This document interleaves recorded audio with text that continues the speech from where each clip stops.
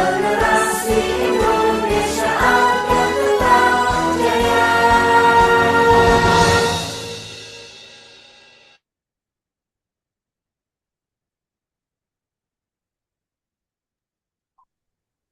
Bu Cucu. Ya, terima kasih Pak Catur. Baik Bapak Ibu, Assalamualaikum warahmatullahi wabarakatuh. Waalaikumsalam warahmatullahi Warahmatullahi wabarakatuh. Ya, selamat malam Bapak Ibu guru hebat semua. Alhamdulillah malam hari ini kita bisa bertemu lagi di Ngopi Semalam, Ngobrol Pintar Selasa Malam, temu pendidik mingguan yang ke-204 di Komunitas Guru Belajar Nusantara Kabupaten Wonosobo yang bekerja sama dengan PGRI SLCC Kominfo dan Dinas Sipura Kabupaten Wonosobo. Baik Bapak Ibu yang kami hormati, pertama kami mengucapkan banyak terima kasih kepada seluruh penggerak komunitas guru belajar Nusantara Kabupaten Wonosobo yang telah mensukseskan acara pada malam hari ini, dan terima kasih sekali kepada Ibu Laila. Masya Allah banyak sekali request teman-teman yang untuk menghadirkan Ibu, dan Alhamdulillah Allah itu maha baik ya, ketika mereka kepingin Ibu hadir di ngopi semalam, ternyata saya hubungi langsung bisa gitu. Dan selamat malam Ibu Laila. Kita sapa dulu narasumber malam hari ini. Selamat malam Ibu. Selamat malam. Ya, kita belum pernah Aduh, ketemu lagi ya Bu soak Laila. ya. Masalahnya kalau saya di KGPN itu timbul tenggelam gitu. Berarti ini lagi muncul yang apa di atas sekali ya Bu, Masya Allah. Kemarin teman-teman ada yang beberapa yang japri kami, intinya ini yang lagi hit di dinas gitu katanya. Oh oke siap, nah kami hubungin, dan ternyata sama Pak Catur udah sering sekali ketemu. Eh, Mudah-mudahan suatu saat bisa ngopi darat ya Bu sama teman-teman yang ada di KGBN ya Bu ya. Insya Allah. Iya. Iya, dan Ibu Laila nanti mohon maaf sekali ini karena teman-teman kalau jam segini biasanya memang dari narasumber manapun teman-teman masih banyak sekali yang baru pulang dari masjid ataupun masih membersamai apa namanya keluarga untuk makan malam, dan ini juga sedang hari-hari yang sangat menyibukkan orang tua karena besok sudah TKA apa tes ya, tes untuk anak-anak ya.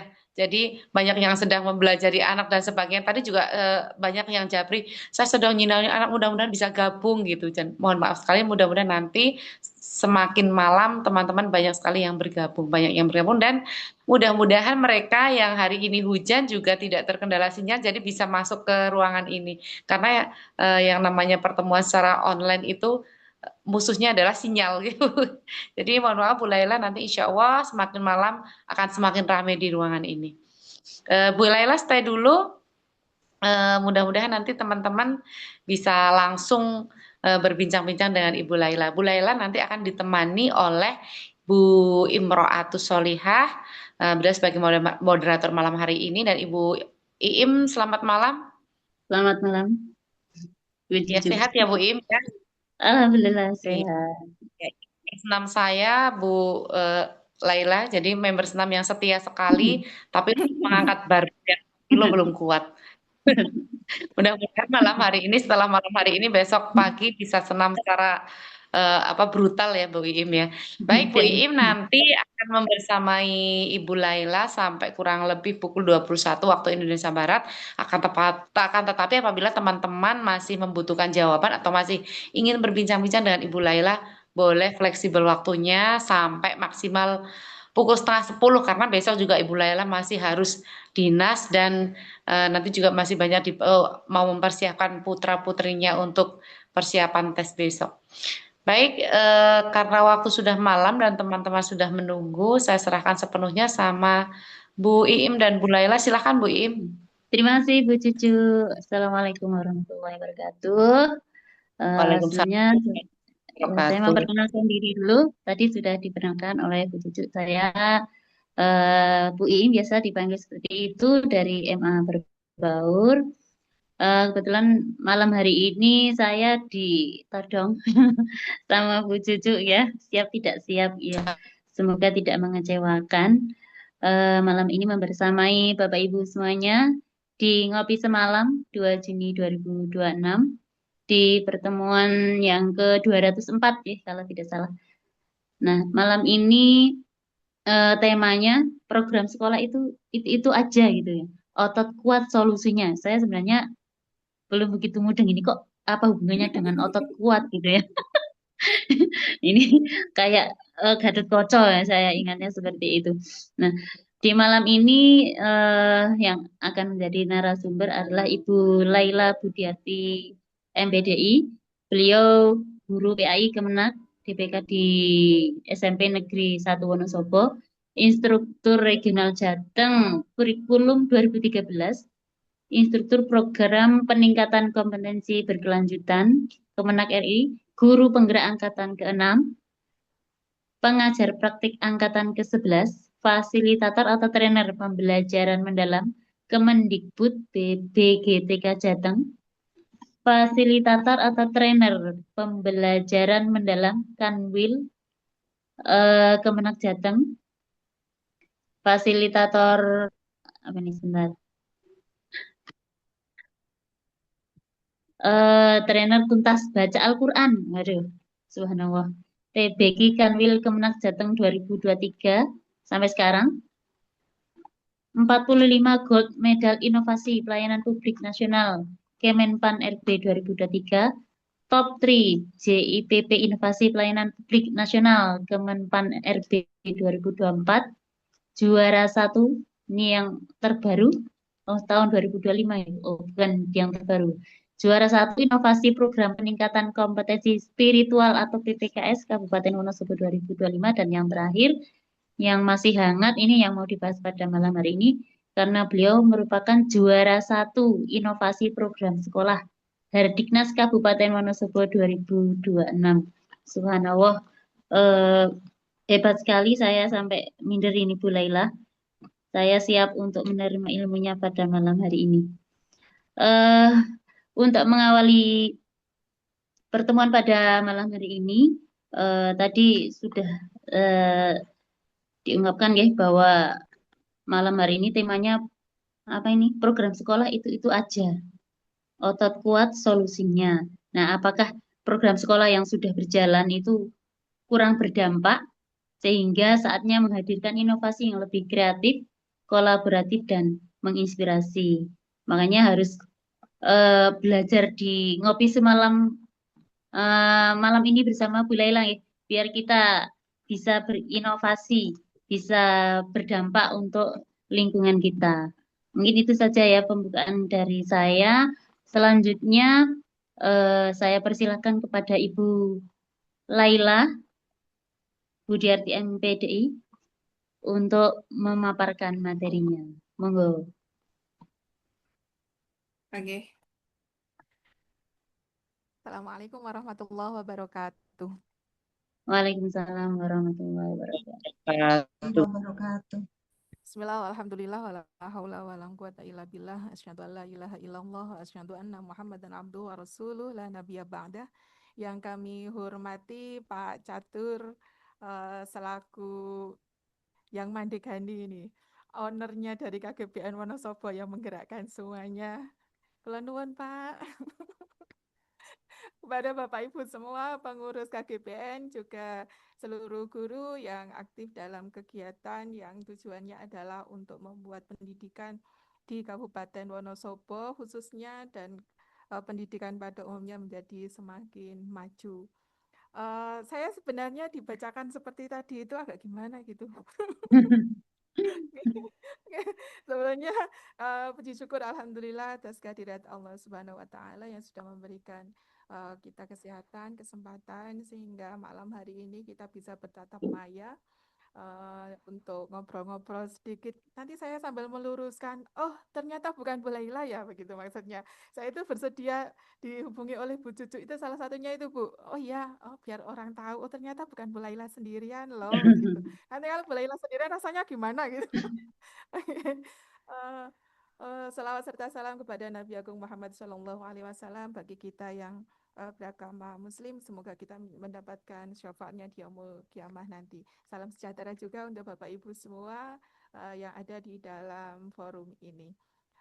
Sebelumnya ada baiknya, tadi saya sudah tanya terlebih dahulu kepada Pak Catur, ini mau langsung paparan atau ada pengantarnya. Masalahnya kemarin itu karena kita ngangkatnya topik tentang yang ada di Dinas Pendidikan, yaitu kan lombanya lomba video. Berarti saat kita mau buka itu videonya dulu kayak apa sih videonya kok bisa menang kayak begitu kan, Ge. Lah baru nanti Betul. kita kulik di dalamnya ada apanya begitu.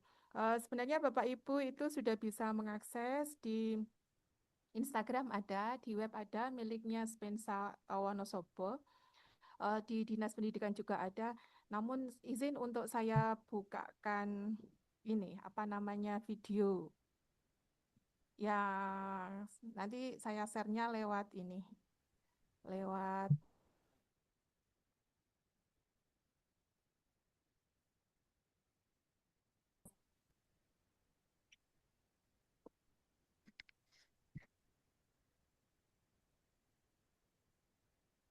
ini bagian pause.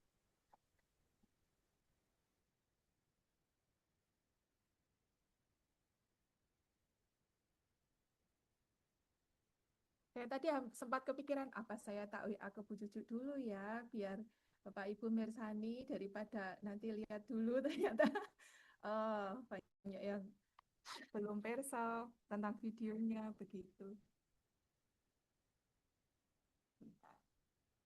Oh,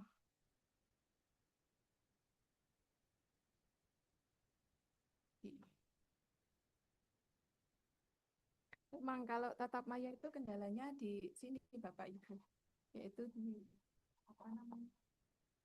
Ya, semoga sinyalnya lancar ini. Jadi video yang dibuat oleh kami itu saya bilangnya kami nggih, karena ini bukan saya membuatnya sendirian, namun sejatinya bersama-sama dengan tim gitu.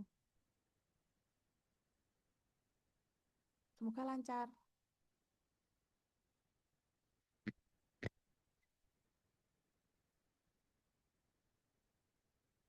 Sambil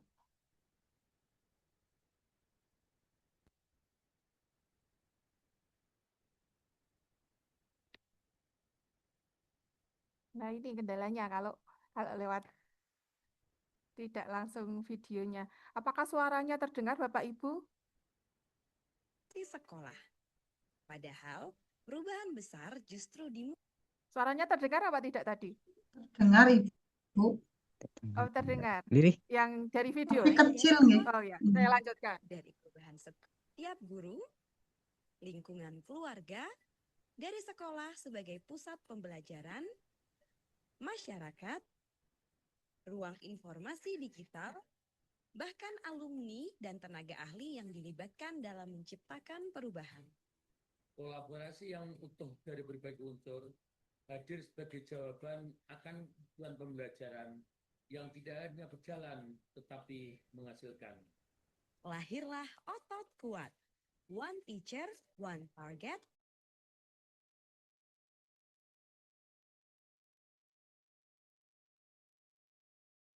Satu target, satu perubahan nyata bagi murid. Program ini bertujuan untuk meningkatkan kompetensi Wah, Bu, di tempat saya suaranya kurang jelas.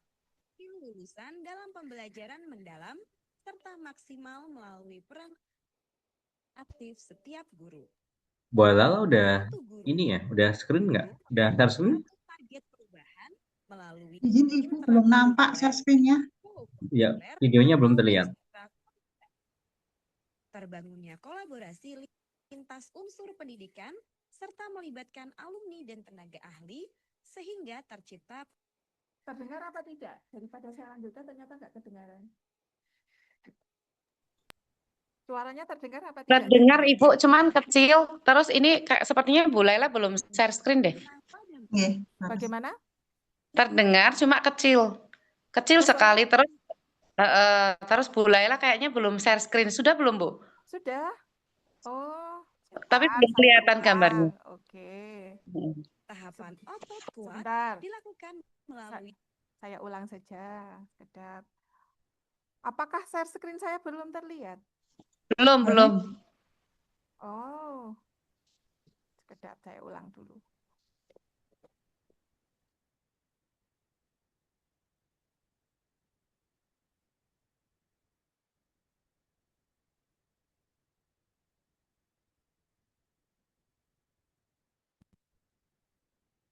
Saya ulang, ini sudah saya share.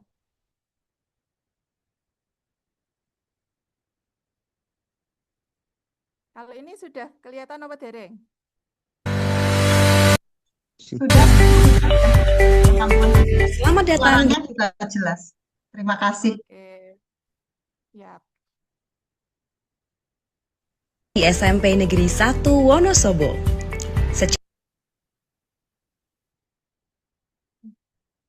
Secara umum, peningkatan mutu sekolah terlihat pada pencapaian prestasi sekolah. Padahal, perubahan besar justru dimulai dari ruang kelas. Dari perubahan setiap guru, lingkungan keluarga, dari sekolah sebagai pusat pembelajaran, masyarakat, ruang informasi digital, bahkan alumni dan tenaga ahli yang dilibatkan dalam menciptakan perubahan. Kolaborasi yang utuh dari berbagai unsur hadir sebagai jawaban akan kebutuhan pembelajaran yang tidak hanya berjalan tetapi menghasilkan. Lahirlah Otot Kuat, One Teacher, One Target, kolaborasi unsur catur pusat pendidikan, alumni dan tenaga ahli. Satu guru, satu target, satu perubahan nyata bagi murid. Program ini bertujuan untuk meningkatkan kompetensi dan karakter hebat murid sesuai 8 dimensi profil lulusan dalam pembelajaran mendalam serta maksimal melalui peran aktif setiap guru. Satu guru memiliki satu target perubahan melalui intrakurikuler, co-kurikuler, atau ekstrakurikuler. Terbangunnya kolaborasi lintas unsur pendidikan serta melibatkan alumni dan tenaga ahli sehingga tercipta perubahan nyata pada murid. Tahapan Otot Kuat dilakukan melalui alur Bagja. B. Buat pertanyaan. Guru memilih target perubahan. A. Ambil pelajaran. Guru melakukan inovasi sesuai karakteristik materi. G. Gali mimpi. Guru melibatkan berbagai unsur sesuai target. J. Jabarkan rencana. Bersama-sama merencanakan target yang akan dicapai. A. Atur eksekusi. Berkolaborasi melakukan tindakan untuk mewujudkan target. Monitoring dan evaluasi serta pelaporan dilakukan secara berkala. Dari jumlah guru yang ada, 43% guru memilih target pada intrakurikuler, 22% guru memilih target co-kurikuler, dan 35% guru memilih ekstrakurikuler. Pencapaian pada murid bisa dilihat pada grafik intrakurikuler. Peningkatan kompetensi, peningkatan karakter hebat. Pada co-kurikuler,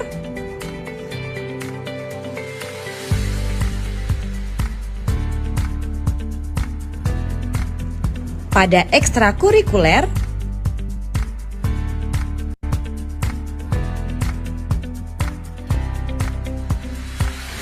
berdasar grafik yang ditunjukkan, inovasi Otot Kuat benar-benar mampu meningkatkan kompetensi dan karakter hebat murid secara maksimal. 100% guru memiliki target yang jelas dan berperan aktif, pembelajaran menjadi lebih inovatif dan terarah, partisipasi murid meningkat, prestasi akademik dan non-akademik berkembang, dan karakter murid semakin kuat. Keunggulan Otot Kuat terletak pada berbasis masalah nyata, berorientasi pada proses, terukur dengan indikator yang jelas, kolaboratif catur pusat pendidikan ditambah alumni dan tenaga ahli. Kegiatan ini berkelanjutan dan mudah direplikasi oleh sekolah lain. Otot Kuat adalah gerakan perubahan, karena kami percaya perubahan besar di sekolah dimulai dari satu guru, satu target dan berdampak nyata bagi murid. Otot kuat, menguatkan guru, menghebatkan murid. Belajar menjadi lebih seru karena guru punya banyak cara kreatif dalam mengajar. Kami lebih aktif berdiskusi, berani mencoba hal baru, dan yakin serta percaya diri untuk menunjukkan kemampuan kami. Saya juga senang karena banyak kegiatan bersama alumni dan tenaga ahli yang membuat saya termotivasi untuk meraih cita-cita. Sebagai orang tua, saya merasa lebih dilibatkan dalam pendidikan anak. Program Otot Kuat membuat kami yakin bahwa sekolah dan keluarga benar-benar berjalan bersama untuk masa depan anak. Dulu saya mengajar untuk menuntaskan materi. Kini saya mengajar untuk menciptakan perubahan. Otot Kuat membuat setiap guru memiliki arah, target, dan semangat baru untuk mendampingi murid yang hebat. Saya bangga bisa kembali berkontribusi untuk sekolah melalui program Otot Kuat. Murid-murid sekarang sangat terlihat lebih aktif, kreatif, dan juga adaptif. Ketika alumni dilibatkan, murid merasa memiliki contoh nyata tentang masa depan mereka. Program ini bukan hanya membangun prestasi, tetapi juga membangun mimpi dan kepercayaan diri para murid. Otot Kuat bukan hanya sekadar program pendampingan, akan tetapi kerja kolaboratif antara guru, wali murid, murid, dan juga tenaga ahli. Pendekatannya sederhana, terarah dan berdampak. Kolaborasi guru, wali murid, alumni, dan tenaga ahli menjadi kekuatan utama lahirnya perubahan positif pada murid.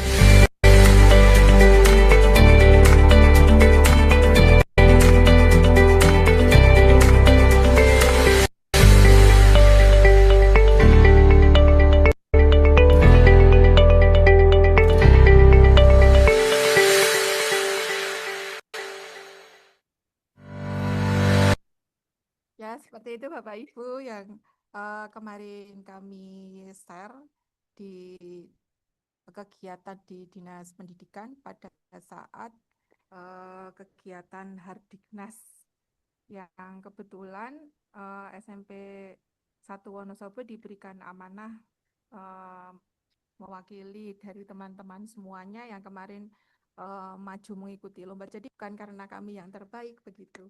Apalagi kok saya yang terbaik, tidak, karena ini kebetulan lombanya itu memang lomba sekolah, jadi ini tim begitu.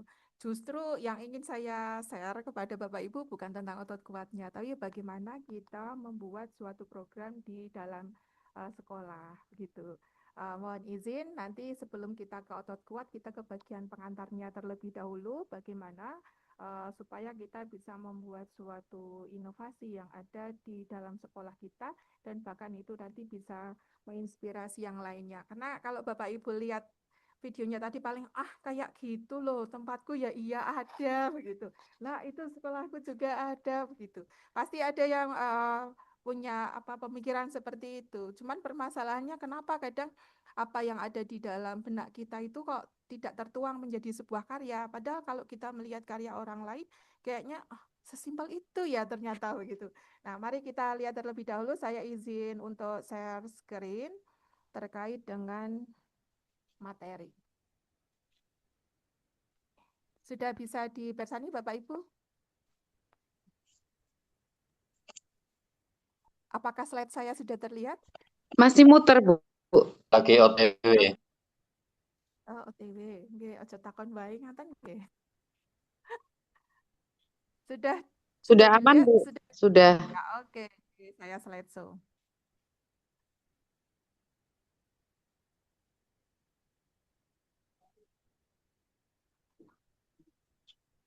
Bisa terlihat mboten Bapak Ibu?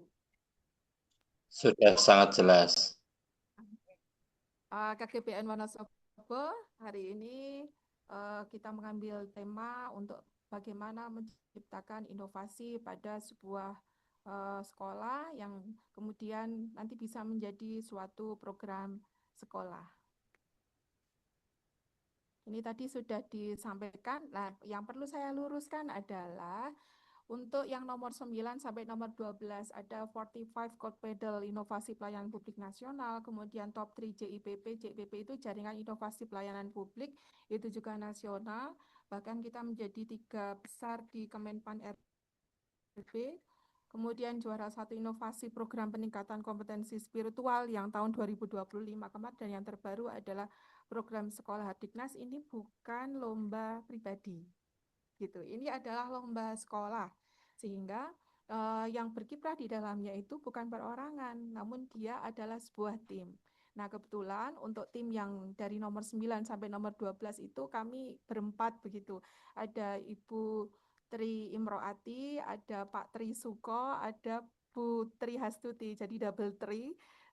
Dengan saya juga, terus kemudian dipimpin oleh kepala sekolah kami, walaupun kepala sekolahnya sudah berganti beberapa kali, dulu Bu Sri Puji Astuti dan sekarang adalah Pak Kuat begitu. Jadi ini bukan lomba pribadi, tapi idenya itu bisa berasal dari pribadi. Nah, kelemahan kita pada saat mengikuti lomba, apalagi lomba itu adalah sebuah lomba inovasi, kita merasa bahwa itu ide dari kita dan kita angkati sendiri. Sementara kalau kita itu berkolaborasi dengan pihak lain, dengan orang lain, bahkan dengan orang tersebut ada di dalam sekolah kita sendiri, maka dia akan menjadi sebuah inovasi yang lebih bisa dipertanggungjawabkan karena reviewernya banyak. Yang mereview tulisan kita sebelum kita launching menjadi sebuah tulisan yang layak untuk lomba itu sudah dibaca oleh beberapa teman kita. Pasti dari beberapa teman itu akan memberikan masukan. Kalau Bapak Ibu mirsani artikel-artikel ilmiah, baik itu kelasnya yang di Sinta, kelasnya artikel nasional, ataupun kelasnya Scopus, tidak ada penulis tunggal. Kalaupun itu ide berasal dari satu orang, dia hanya ditulis sebagai penulis pertama. Tidak kemudian tidak ada buntutnya begitu. Bahkan ada artikel itu dia menuliskan paling tidak ada 5 orang yang terlibat di dalamnya. Ya, penulis pertama itu adalah yang awal memiliki ide, kemudian penulis 2, 3, 4, 5 itu adalah yang memberikan kontribusi terhadap tulisan tersebut. Jadi apabila Bapak Ibu memiliki inovasi yang ingin Bapak Ibu munculkan di dalam sebuah sekolah, ada baiknya Bapak Ibu itu harus berkolaborasi dengan beberapa teman yang sekiranya bisa Bapak Ibu ajak untuk berdiskusi bersama untuk meloloskan inovasi tersebut menjadi sebuah program sekolah, minimal program sekolah kita terlebih dahulu. Nah, sebelumnya mohon Bapak Ibu bisa menuliskan di kolom chat boleh, kemudian kalau misalkan mau lisan juga boleh. Menurut Bapak Ibu, bagaimana cara menciptakan suatu inovasi dalam dunia pendidikan? Ini dulu, minimal 1 paragraf, karena ini pesertanya, saya juga biasa ikut yang pesertanya cuma 10-15, tapi asik aja gitu. 1 aja deh. Ini selain Pak Catur, kalau Pak Catur yang ngendikan, saya ngepar nanti. Ini menurut Bapak Ibu, bagaimana cara menciptakan suatu inovasi dalam dunia pendidikan? Awalnya membuat inovasi biar muncul inovasi gitu. Kadang kan kita berpikir, aku dunding ini, ngaten lah kayak itu. Nanti muncul inovasi lah. Bagaimana cara menciptakan inovasi dalam dunia pendidikan? Monggo salah satu mewakili. Ada Bapak Ibu yang kerso? Apa Bu Im? Bu Im moderator sekaligus yang menghidupkan suasana ini. Bagaimana cara menciptakan suatu inovasi dalam dunia pendidikan? Bagaimana Bapak Ibu?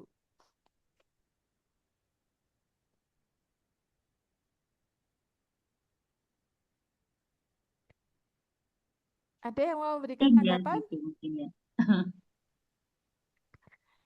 Sebenarnya ada nih, masalahnya yang kemarin maju ke kabupaten itu juga bukan hanya dari 6 sekolah yang masuk ke 6 besar.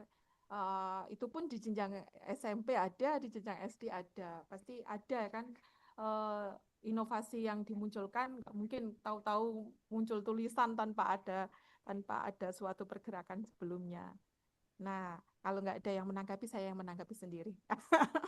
Bu Elna itu Bu Elna dari SMP Negeri 1 Kalikajar.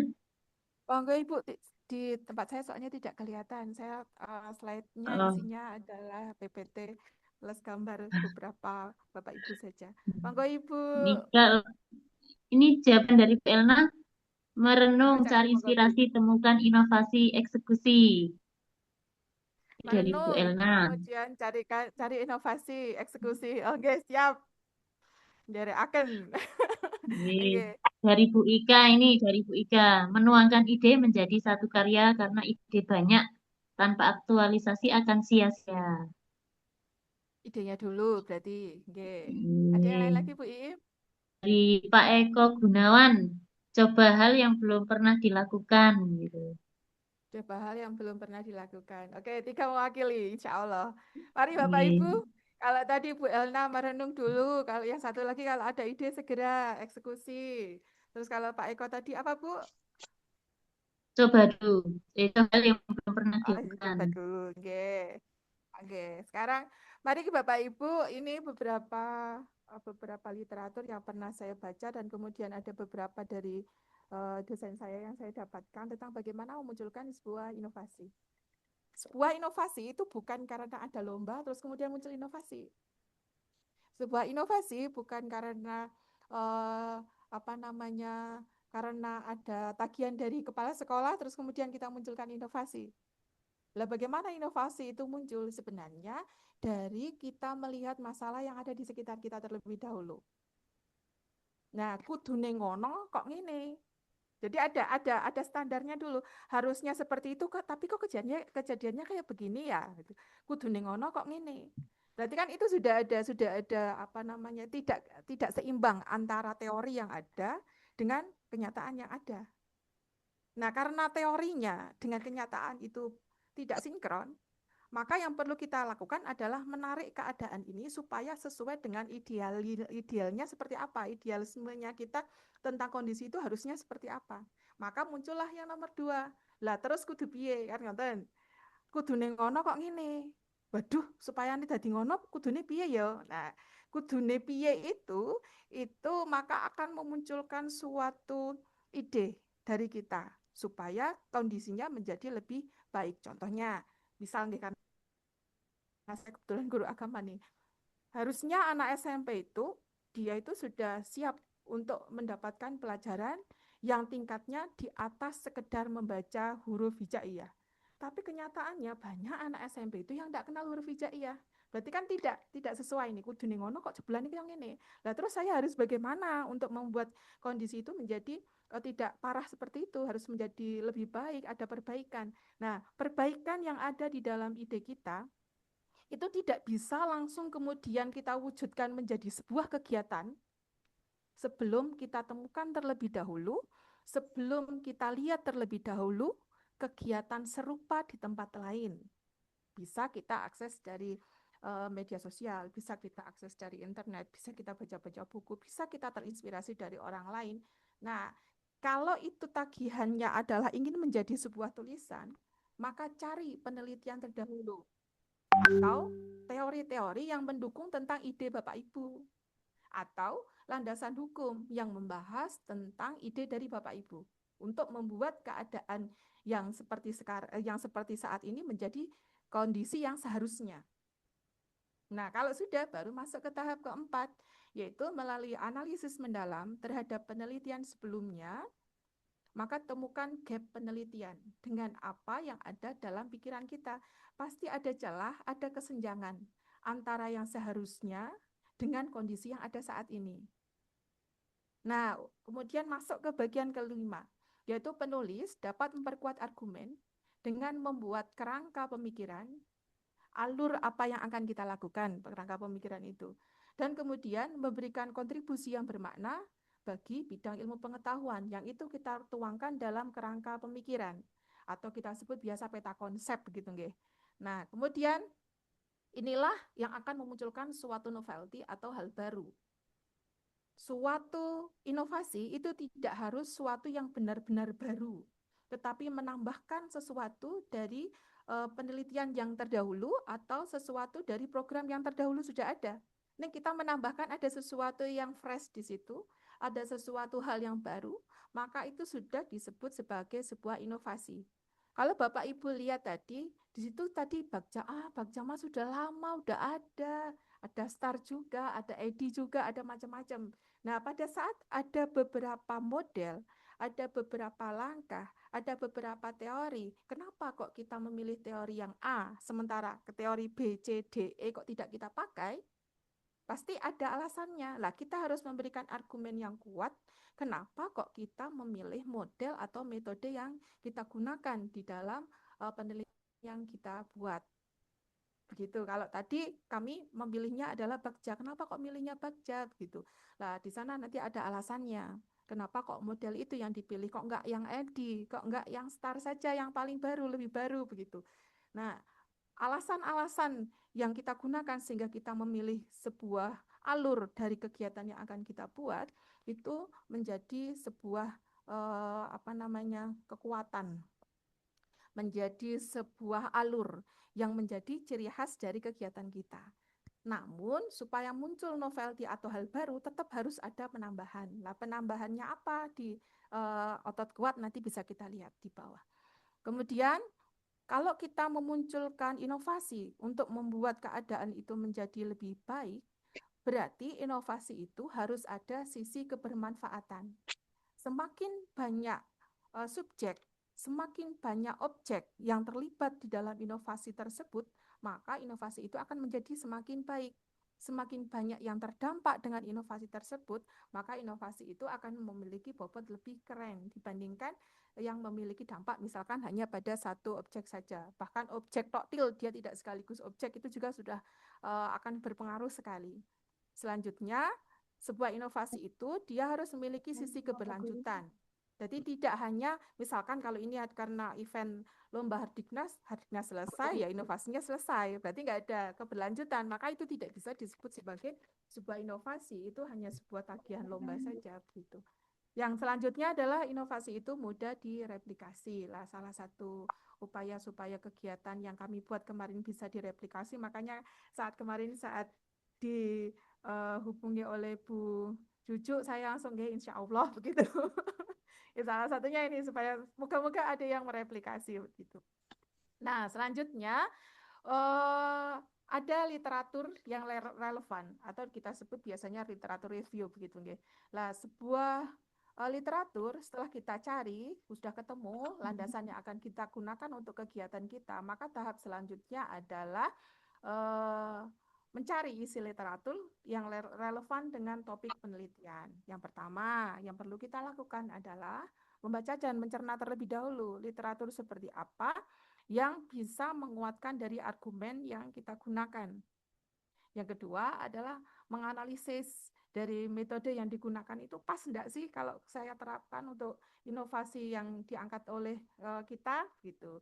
Terus kemudian menganalisis dari kesimpulan itu apakah ada implikasinya terhadap penelitian yang kita lakukan dan ada kontribusinya pada bidang ilmu pengetahuan. Selanjutnya, tujuan dari literatur review tadi yang pertama adalah mengenali tren dari penelitian, yaitu mengetahui isu-isu terkini dan perkembangan terbaru dalam bidang penelitian. Nah, kita walaupun penelitiannya ada, mari kita lihat dulu jurnalnya. Ini klik enggak? Kalau kita kok ternyata belum klik dengan juknisnya, maka jangan langsung keburu itu diangkat begitu. Bisa jadi sebenarnya inovasi yang dibuat oleh suatu sekolah itu sudah bisa menggambarkan tentang apa yang menjadi tagihan dari lomba tersebut. Kalau ini larinya ke lomba ya. Tetapi karena pendukung-pendukungnya atau dia belum begitu dikaitkan dengan penelitian-penelitian yang sudah ada, maka dia lemah di bagian literatur review. Tidak ada penelitian sebelumnya yang menguatkan begitu. Kemudian selanjutnya adalah mengevaluasi penelitian sebelumnya, dan yang ketiga yaitu membangun dari kerangka atau konsepnya. Selanjutnya, tahapnya adalah menganalisis dan mengintegrasikan literatur yang telah dikumpulkan untuk membentuk pemahaman yang komprehensif, yaitu untuk mencari kesamaan dan perbedaan dari inovasi yang kita buat dengan penelitian sebelumnya atau inovasi sebelumnya. Kemudian bagaimana kita menghubungkan literatur review yang kita angkat itu dengan penelitian yang akan kita buat ataupun dengan inovasi yang kita buat.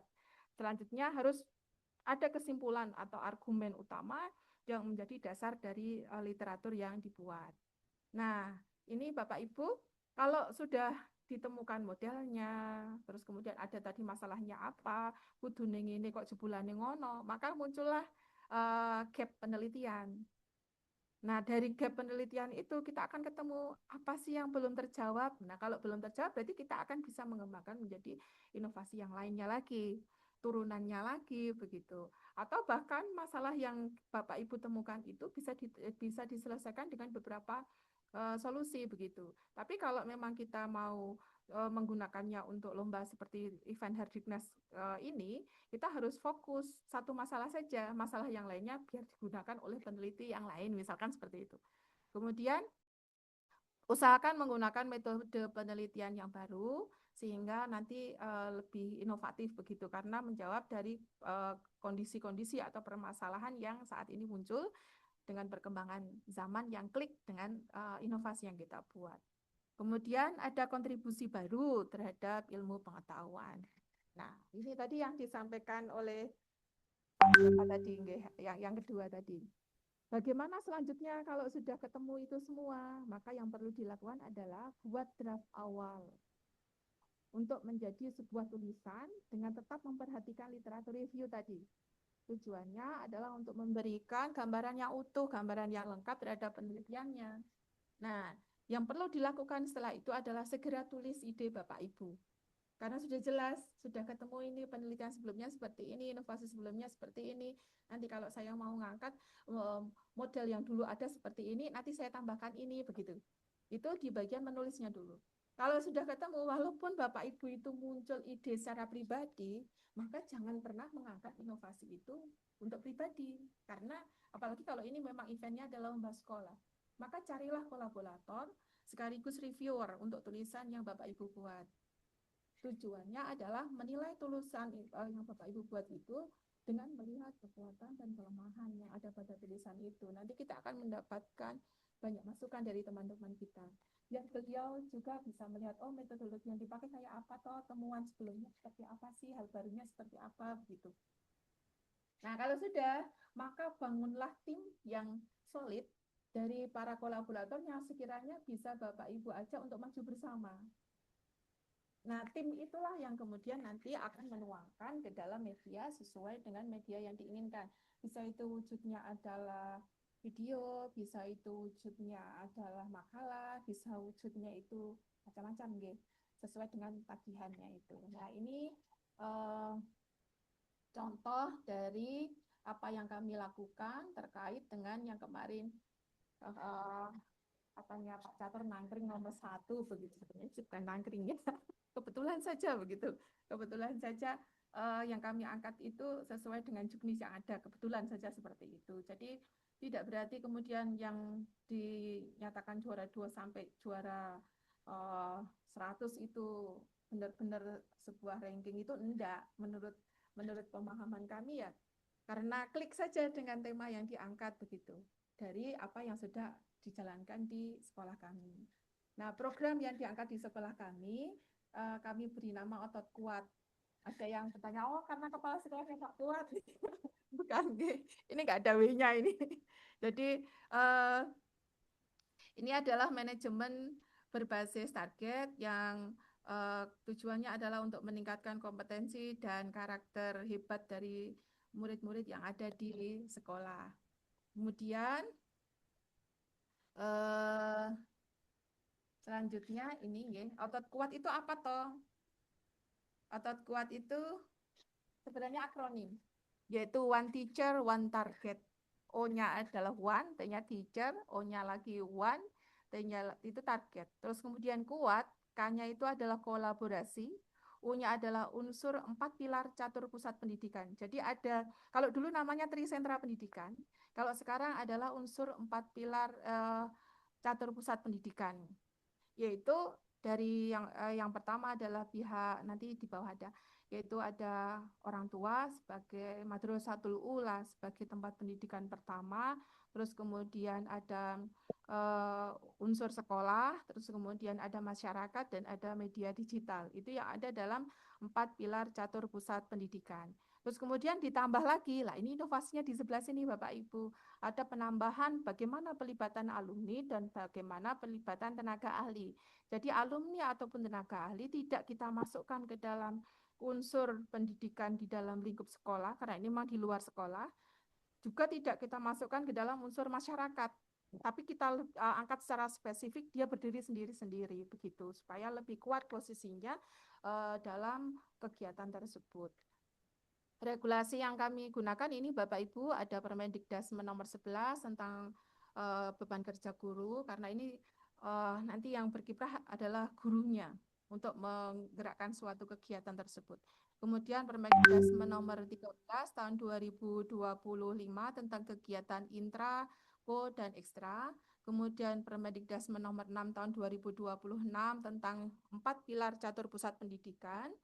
Terus kemudian ada Permendikdasmen nomor 1 tahun 2026 yang menitikberatkan pada perencanaan, pelaksanaan, dan penilaian yang berpusat pada peserta didik. Ini yang melihatkan bahwa kegiatan ini terukur begitu, karena tadi ada salah satu salah satu ukuran bahwa kegiatan itu bagus, itu dia memang bisa diukur begitu. Terus kemudian selanjutnya adalah nomor 62 tahun 2014 tentang ekskul.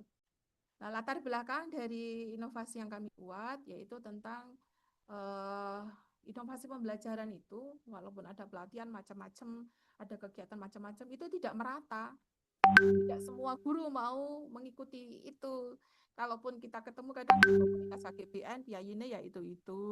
Kita mau ikut guru penggerak, orangnya ya itu lagi begitu. Lah, ini membuktikan bahwa ternyata kegiatan itu belum merata. Ada yang sudahlah datang ngajar pulang gitu. Tapi ada yang ada hal baru apa ya, ada hal baru apa ya. Nah, kita harapkan dengan kegiatan Otot Kuat itu, program Otot Kuat pembelajaran di sekolah itu bisa merata dalam hal inovasi pembelajaran. Kemudian yang kedua, belum semua inovasi pembelajaran itu berdampak langsung pada peningkatan kompetensi murid. Ada yang tidak terjamah oleh itu begitu. Kemudian nomor 3, program sekolah sudah berjalan baik secara kelembagaan, namun belum seluruh guru memiliki target individu yang terukur, terdokumentasi, ataupun berorientasi pada hasil nyata. Kemudian yang keempat, peningkatan kompetensi dan karakter murid itu tidak cukup hanya melalui pembelajaran di dalam kelas, ternyata harus dikembangkan atau dicukupkan dengan kegiatan yang berada di luar kegiatan intrakurikuler itu. Kemudian keterlibatan ekosistem pendidikan secara menyeluruh itu sangat diperlukan, yaitu meliputi tadi 4 pilar catur pusat pendidikan tadi ditambah dengan beberapa unsur yang kami tambahkan.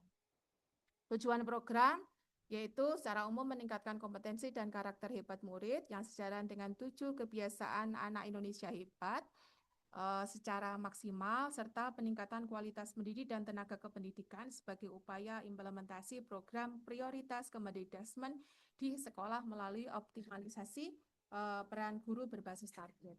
Nah, kalimat inilah yang sangat klik dengan tema yang diangkat oleh Dinas Pendidikan pada hadirnya saat ini. Kayaknya kekuatan inovasi yang kami buat itu justru hanya di ini, karena sesuai dengan tema yang diangkat gitu. Dan ini memang sudah jalan kegiatannya. Jadi ya alhamdulillahnya saja berpihak, sehingga bukan berarti kami yang terbaik, tapi kebetulan saja sesuai. Kemudian tujuan khususnya ada target yang jelas dan terukur, kemudian ada inovasi pembelajaran yang dilakukan, ada kolaborasi 6 unsur tadi, kemudian ada pengolahan tentang kompetensi murid, ini berbasis proses, bukan berbasis hasil, kemudian ada karakter hebat yang terbentuk, kemudian ada budaya kerja produktif. Ini Bapak Ibu, ini tadi saya cepatkan ya. Sasaran programnya tadi sudah saya sebutkan, ada guru, ada murid, ini sebagai objek sekaligus subjek. Jadi guru itu ya subjek, ya objek untuk kegiatan ini, murid juga seperti itu, ya subjek, ya objek. Terus kemudian 4 pilarnya itu keluarga, sekolah, atau disebut sebagai unsur pendidikan, kemudian masyarakat, media sosial. Tambahannya di alumni dan tenaga ahli. Apa peran dari setiap unsur itu? Guru tugasnya adalah untuk merancang dan melaksanakan program yang menjadi penggerak perubahan di sekolah. Jadi intinya one teacher, one target itu, bahwa guru itu dia nanti boleh memilih target apa yang ingin dibuat dalam tempo 6 bulan ke depan. boleh memilih target dari intrakurikuler, boleh memilih target dari kokurikuler, boleh membuat target dalam ekstrakurikuler. Kalau di sekolah kami ada 37 guru, itu tidak semuanya masuk ke dalam intrakurikuler. Ada yang targetnya 6 bulan ke depan saya mau maju di bagian ekskul, karena kebetulan saya membidangi ekskul apa begitu. Ada target anak-anak besok harus, misalkan KIR ya, anak-anak besok harus bisa menulis semua. Nah, terus kemudian bisa menulis semua itu berarti tercapai. Tapi kalau kemudian kok ada yang menang lomba, berarti melampaui target seperti itu. Jadi ada ukurannya lah. Ukuran antara guru yang satu dengan guru yang lain, dengan kegiatan yang berbeda dari masing-masing guru, pasti beda-beda. Lah, perancangan itu adalah guru sendiri yang membuat nanti. Mau pilih yang mana. Kalau kita tarik, sebenarnya bagi yang PNS, ini sebenarnya mendukung untuk kita menyusun SKP.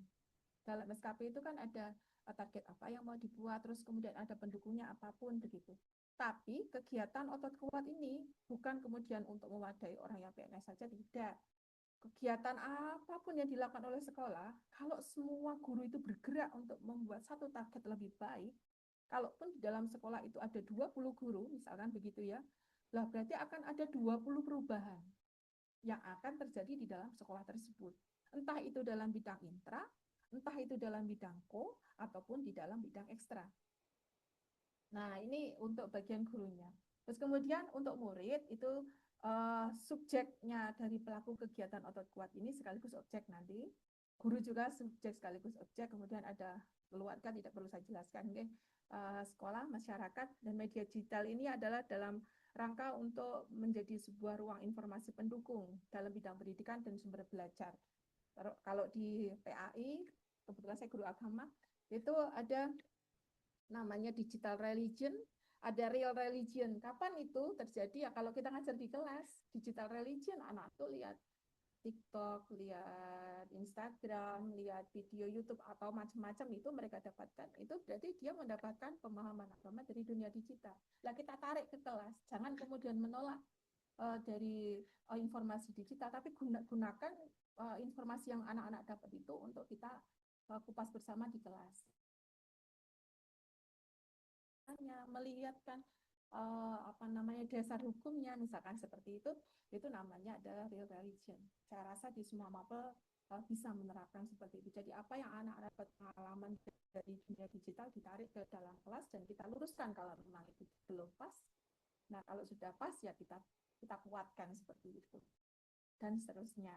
Nah, untuk bagian alumni bagaimana? Lah, alumni itu sebagai inspirator ataupun mentor dan sebagai kolaborator untuk adik kelasnya begitu. Jadi dihadirkan ke sekolah. Kalau tadi Bapak Ibu melihat di video itu, hadir di sekolah itu sebagai mentor, sebagai kolaborator.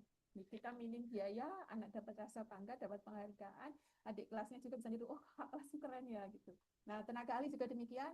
Apakah tenaga ahli itu pasti berbayar? Tidak. Banyak kok tenaga ahli yang tidak berbayar. Tapi kita harus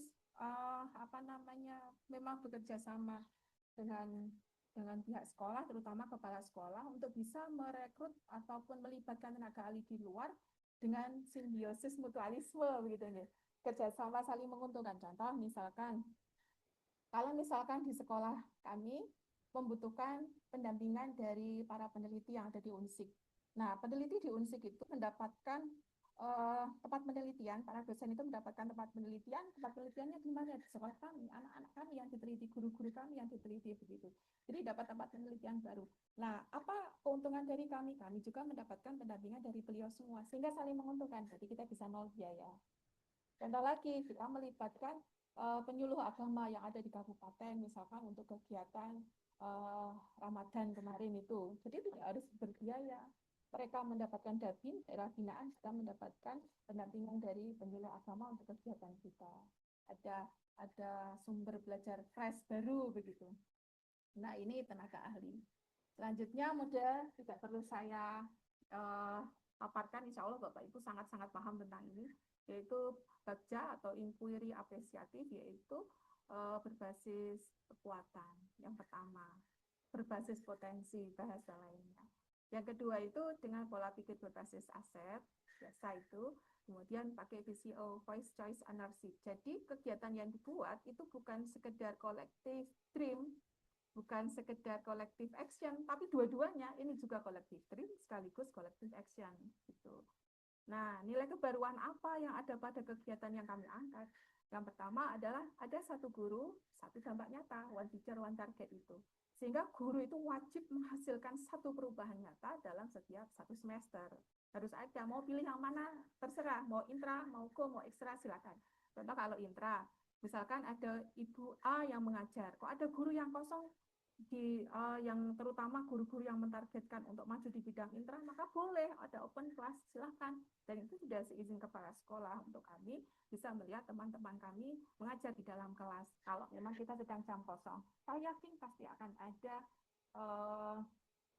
inspirasi baru, ada insight baru yang didapatkan saat kita melihat guru lain mengajar. Contohnya, ih kok keren ya kayak gitu, besok aku mau ikutan kayak gitu. Lah, seperti itu di bagian intra. Kalau di bagianku, contohnya karena kita tidak bisa menggunakan intra itu untuk mencukupi semua tagihan materi, kita sudah menggunakan di bagian kurikuler.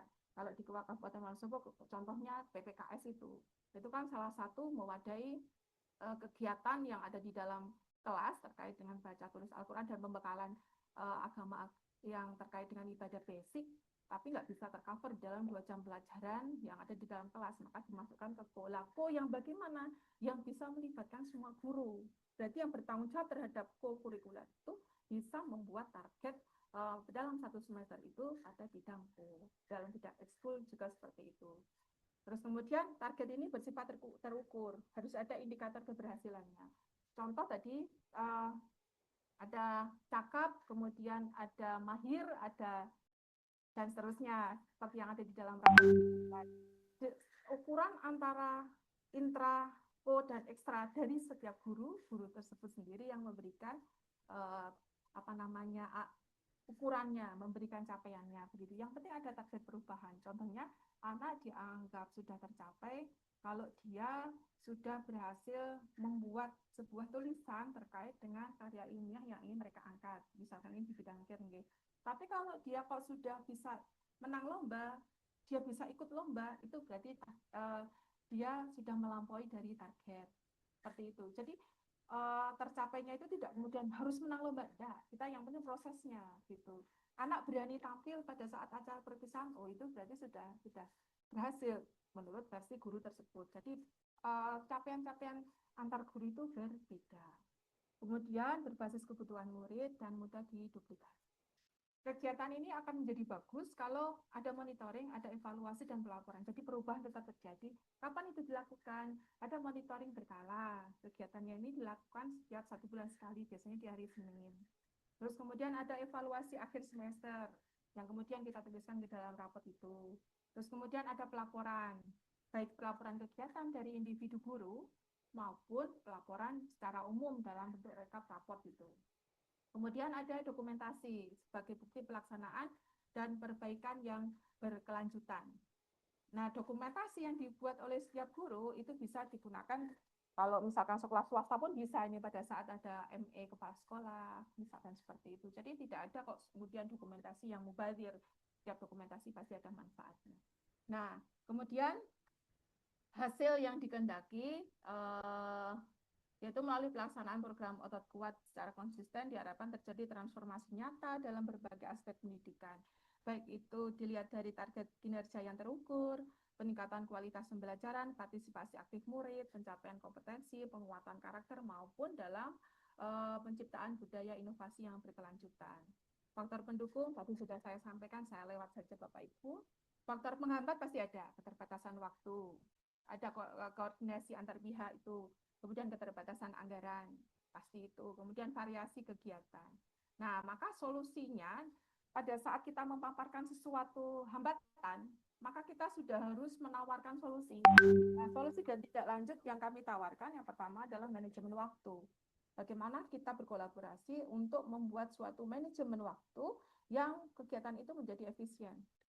Nah, itu menjadi pembahasan bersama dalam forum yang bisa itu guru mapel, bisa itu forum sesama intern, misalkan intrakurikuler atau sesama intern ekskul yang memilih untuk target ekskul saat itu.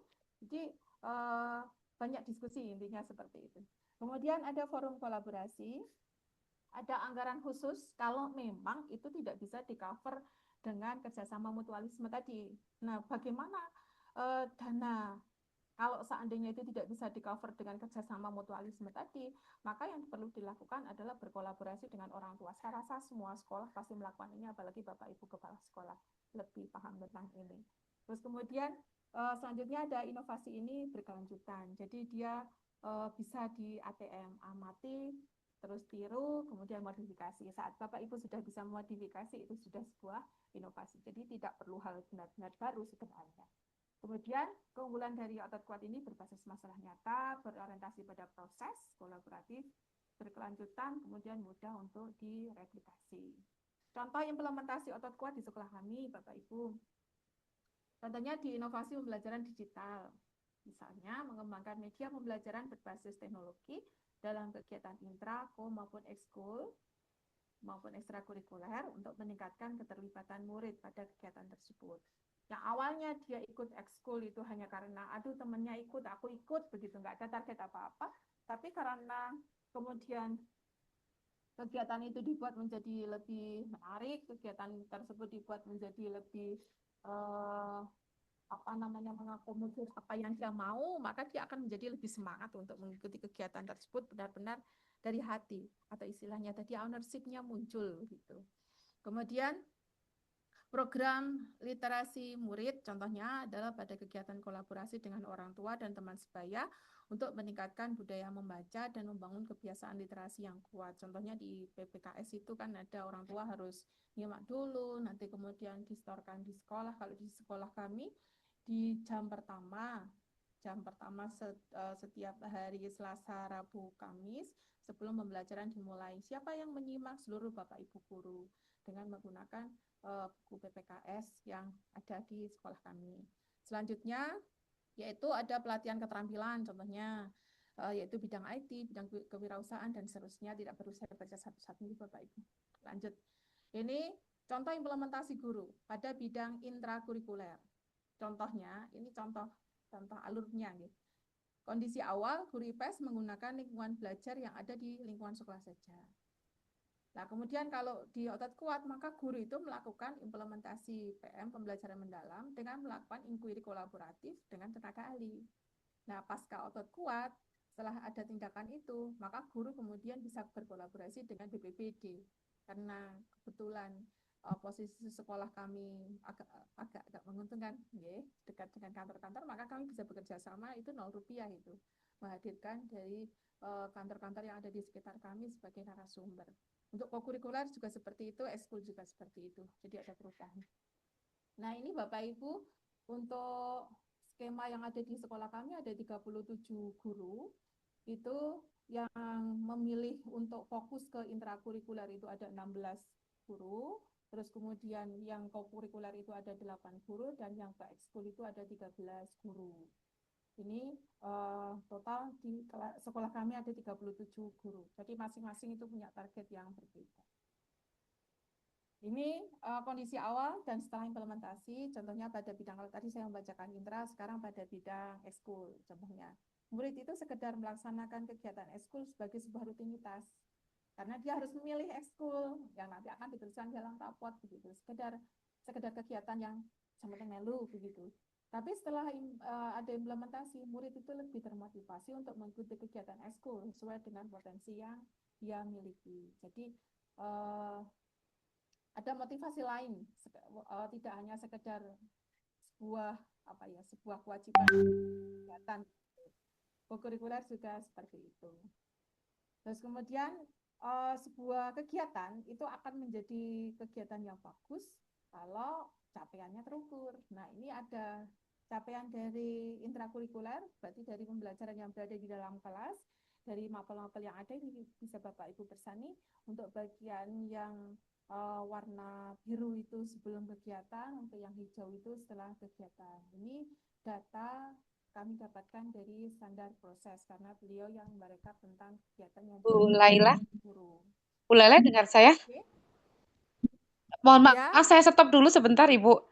Ini banyak sekali yang japri saya. Ibu suaranya kecil Ya. sekali dan memang kecil sekali, jadi harus Oh iya konsentrasi kah? sekali. Iya. Oh iya kah? Ini masih Heeh. kecil. Iya, kecil.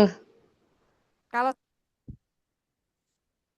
Apakah kecil? Apa lebih besar?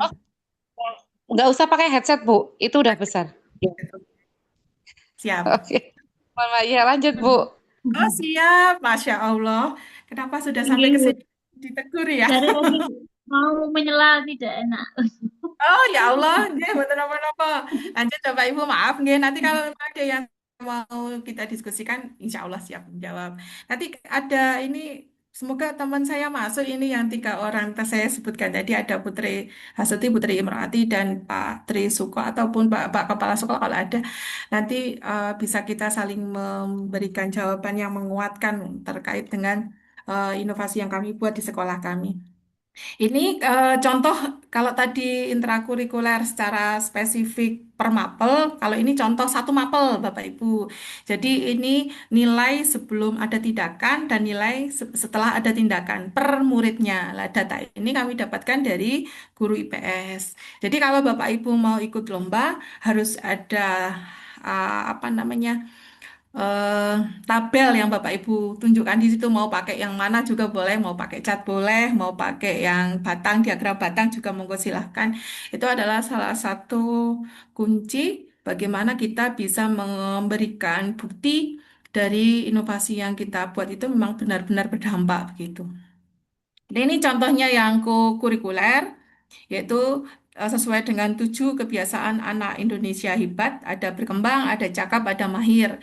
Kalau Bapak Ibu Persani nanti pada saat kita menuliskan rapot, kita kan setiap guru menuliskan masing-masing. Walaupun akhirnya nanti dari tulisan yang misalkan ada 12 mapel, 12 mapel itu mungkin maka nanti dia akan terangkum untuk satu anak itu menjadi satu saja, bangun paginya bagaimana, beribadahnya bagaimana, walaupun yang entry banyak guru, misalkan seperti itu. Alhamdulillah kita sudah diuntungkan dari fasilitas itu. Sehingga data ini kami dapatkan dari standar proses yang awalnya dari standar penilaian. Ini contoh pada bidang kokurikuler. Kalau kokurikuler contohnya ini kami mengangkat tentang PPKS. Ada 67,7% ini yang mencapai target. Targetnya dari mana? Melihatnya dari ketentuan yang sudah kita sepakati di Dinas Pendidikan. Contohnya kalau misalkan kelas 7 harusnya surah apa sampai dengan surah apa. Kalau kelas 1 SD surah apa sampai surah apa kan ada. Nah, ini yang sudah mencapai target dari dari 3 jenjang kelas 7, 8, 9 itu adalah 67,7%. Itu 528 anak. Kemudian, apakah ada yang melampaui target? Ada. Berapa anak? Lah, kita gambarkan di situ. Termasuk untuk yang 25%, 3,2%, yaitu 25 anak. Ini adalah anak-anak yang beragama non-Islam.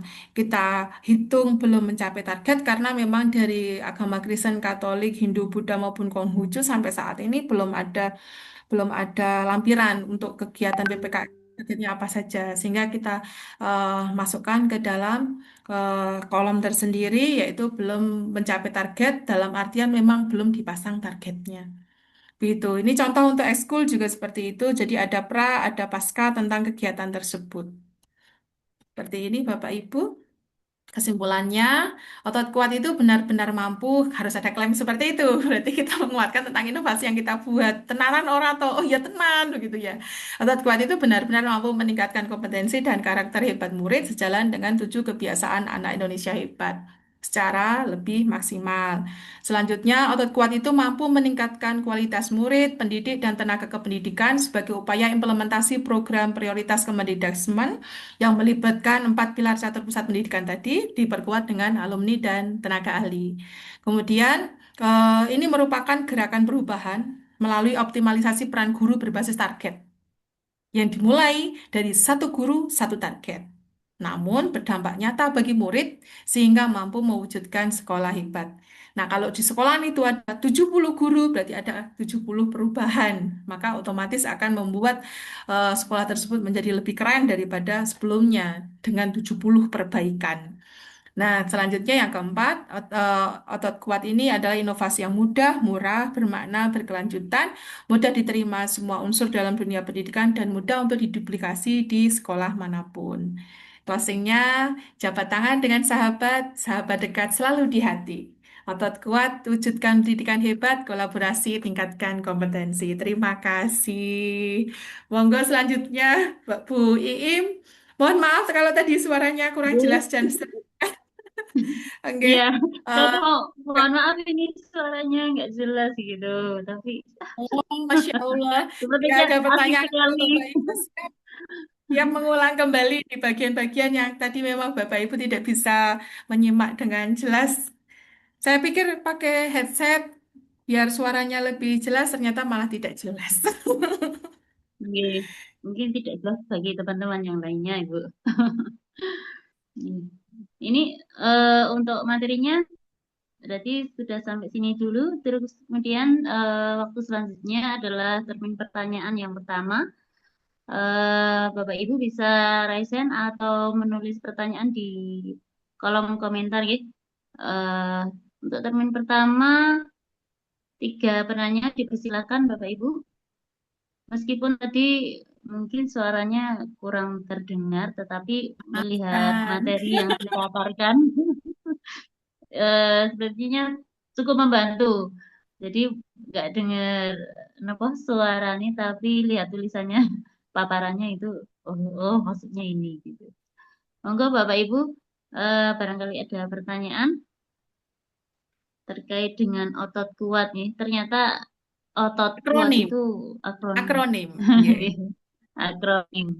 One teacher, one target. Kalau misalnya ada 70 guru, berarti 70 target 10 gitu. target. Tapi tadi disampaikan tidak semua, belum tentu dari 70 guru itu punya target semua gitu, Bu. Kalau di satu sekolah kan nggak mesti pengen berinovasi mungkin ya, tidak semua tergerak hatinya. Jadi nggak mesti. Kalau di SMP 1 Wonosobo semua ikut berinovasi ya, Bu? Ini saya Harus. Ya, ambil. harus. Jadi, Oh, itu harus. awal seandainya sekolah Bapak Ibu mau menduplikasi atau mereplikasi itu, eh, pastikan buat tim dulu. Oke, karena minimal kan kita harus share terlebih dahulu, misalkan Google Form, terus kemudian Bapak Ibu yang ada di sekolah tersebut mau milih target di bidang apa, intrako, apa ekstra begitu. Nah, ini berarti harus ada yang melindungi kegiatan tersebut. Siapa beliau? Ya kepala sekolah. Kalau kepala sekolah oke, maka tim bisa jalan untuk membuat kegiatan tersebut. Nanti kerjasama pasti harus dengan kepala sekolah itu untuk membuat intrako dan ekstra dan masing-masing target. Nah, target itu kemudian kalau eh, di sekolah swasta, nggih Bapak, kepala sekolah harus perso begitu supaya nanti maaf ya, kita kan ada yang kontrol gitu, sehingga oh, Bu Laila ini buat target kayak gini sudah jalan sampai seperti apa, misal seperti itu. Kalau misalkan yang berada di sekolah negeri lebih mudah ini. Targetnya tuliskan saja di SKP. Maka nanti pada saat kita mau menyusun SKP, entah itu triwulan ataupun dalam 1 tahun, kita sudah punya apa namanya lampirannya untuk dari target yang kita buat. Jadi target itu sifatnya wajib, semua guru harus ada targetnya. Rata-rata kalau misalkan paling standar, paling pengen berubah itu di bagian intra, minimal dalam 1 materi. Misalkan tema atau satu tema apa beliau pengen pakai model pembelajaran apa atau apa. Nah, itu dituliskan gitu. Nah, jadi kalau biasanya gurunya gubruh kalau mau ada observasi, lah ini nggak ada observasi pun akan berusaha menjadi lebih baik. Misalkan seperti itu. Jadi itu bagian intra. Kalau misalkan bagian kurikuler ya beliau mau membuat kontribusi apa dengan kegiatan kokurikuler yang ada di sekolah. Kebetulan kan sekarang ada kegiatan 7 kebiasaan anak Indonesia Hebat yang digalakkan di sekolah kita semuanya. Itu masuk dalam kokurikuler dan itu masuk dalam struktur jadwal bahkan. Misalkan di kegiatan senam, di kegiatan apa, boleh kita membuatkan target di sana. Misalkan mengajak anak-anak untuk membuat senam yang baru karena beliau guru olahraga, boleh. Misalkan seperti itu. Jadi suka-suka kita karena kita kan tadi berawal dari masalah yang ada di depan kita, berawal dari kondisi yang ada di depan kita yang itu tidak sesuai dengan seharusnya. Seharusnya itu sudah 10, misalkan targetnya, kok ini baru 2 ya di sekolah saya, bagaimana ya biar bisa menjadi lebih baik. Kalau gitu saya pasang target besok tak buat menjadi 6 misalkan dengan cara seperti inilah itu kan inovasi dari satu guru lah kalau semua guru seperti itu nanti insya Allah bisa harapannya seperti itu dari otot kuat itu one teacher one target satu orang harus punya satu target perubahan karena perubahan besar dalam satu sekolah itu kan bisa muncul kalau dimulai dari perubahan-perubahan kecil, entah seberapa kecilnya, pasti itu ada dampaknya. Apalagi kecilnya tapi peng berapa? Peng 30 itu. Kecilnya peng berapa? Oh, satu sekolah ada 12 orang ya, peng 12 kan ada 12 perbaikan dari kondisi sebelumnya. Seperti Berarti itu. tidak boleh meremehkan sekecil apapun bentuk inovasinya gitu nih. Betul, iya Barangkali harus. hmm, Nggih. kan Kan kadang nggak pede, wah cuma kayak gini gitu. Nanti nah ini karena eh, difasilitasi ini ya, kepala sekolah memfasilitasi walaupun perubahannya kecil tapi hmm, diapresiasi oleh kepala sekolahnya. Dan itu apalagi sudah diformalkan menjadi sebuah program yang ada di sekolah dengan pasang target satu orang minimal satu target, ya mau tidak mau dia pasti akan membuat target. Entah itu di bidang apa, misalkan kalau intra, nggih, paling enggak kan dia akan berusaha untuk membuat satu modul ajar paling keren menurut angan beliau untuk menyampaikan materi itu dengan sebagus-bagusnya. Kalau RPP kan intinya tidak ada RPP salah. RPP salah itu kalau yang ditulis tidak dilakukan atau yang dilakukan tidak ditulis kan begitu lah. Kalau nanti ada target intra yang beliau buat, nah harapannya modul itu memang sudah benar-benar menjadi sebuah rancangan apa yang akan beliau actionkan di dalam kelas. Yang tujuannya pasti untuk membuat pembelajaran menjadi lebih baik. Jadi memang impact yang paling banyak itu adalah muridnya karena perubahan seperti apapun harapannya kan yang paling merasakan muridnya. betul-betul gini. Monggo Bapak Ibu, ini ada yang mau bertanya, bisa menulis di kolom chat atau raise hand. Bu Laila, Bu Laila. Bu Laila ini J, ada yang izin minta materinya. Ini nanti mungkin bisa siap nanti saya share. di Nanti saya kirim ke eh, Bu Cucu. Saya adanya nomor Bu Cucu. oke, Dr. Nawa. Bu Vina, Oke, Ibu siap. Bu Vina atau Pak Adi, monggo ada yang mau ditanyakan ya ini? Ada Bu, siapa itu Bu Puji Narimawati juga resen. Monggo. Bu Iim, monggo mau Oke, siapa? oke. Ini dari Bu Hilga, saya bacakan dulu. Selamat malam Bu Laila, guru hebat yang saya kenal, Masya Allah. Saya tidak akan bertanya, tapi hanya mau mengapresiasi saja. Oh, Bu Laila keren, selamat ya untuk otot kuatnya. Semoga berdampak untuk peningkatan kualitas pendidikan di SMP Negeri 1 dan di Kabupaten Wonosobo pada umumnya. Materinya sangat bermanfaat, matur nuwun. Nah, itu dari Bu Hilga. Yang raise hand belum Telepon. ada kayaknya. Itu bukan apresiasi untuk saya, nggih, tapi untuk tim. Kebetulan wayangnya saya malam ini. Nggih. Malah suaranya tadi nggak jelas, mohon maaf. Bagian mana yang Nggih. bagian mana yang perlu saya ulang? Insya Allah saya siap. Tadi yang belum jelas yang mana? Nggih, Bu Puji Narimawati itu Bu. Oh, nggih, monggo, monggo. Bu Puji Narimawati dipersilakan. Baik, terima kasih. Assalamualaikum warahmatullahi wabarakatuh. Waalaikumsalam warahmatullahi wabarakatuh.